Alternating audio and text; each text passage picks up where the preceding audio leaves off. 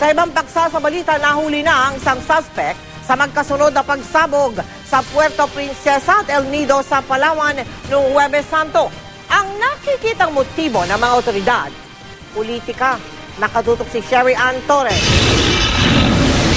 Alas 5:20 ng hapon noong Huwebes Santo nang gulantangin ng pagsabog ang beach resort na ito sa El Nido, Palawan. Sugatan ng tauhan ng beach resort na magtatapon daw sana ng basura sa basurahan kung saan itinago ang bomba. Ilang minuto lang ang lumipas, may pagsabog din sa isang bus terminal sa Puerto Princesa na ikinasugat ng dalawa. Pero pagtitiyak ng Provincial Police, hindi raw terorismo ang motibo sa mga pagsabog. Si Puerto Princesa Mayor Edward Hagedor naman, politika ang teorya sa motibo. Mga scare tactics lang. Nagsimula po yung mga pagsabog na yan, lumabas na yung warrant sa former governor, Joel Reyes. Sinisika pa ng GMA News na kunin ang panig ni dating Gobernador Joel Reyes na titutugis matapos masangkot sa pagpatay sa mamamahayag na si Jerry Ortega. Pero ang kaalyado ni Reyes na kasalukuyang gobernador ng Palawan may panawagan.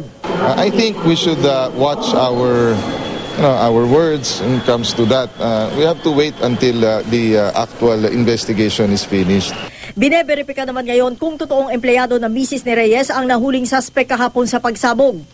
Kinilala siyang si Hia Hassan, ang nagpadala raw ng mga panakot na text message sa mga may-ari ng bus terminal, kabilang na ang pinasabugan sa Puerto Princesa.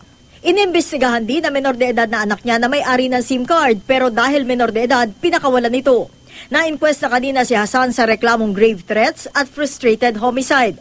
Kahalintulad daw ng mga bombang ginamit sa Puerto Princesa at El Nido noong Huwebes. Ang bombang sumabog din noong isang buwan sa pantalan ng mga bangkang patungong Puerto Princesa Underground River. Sherry Ann Torres, sa Katutok, 24 Oras.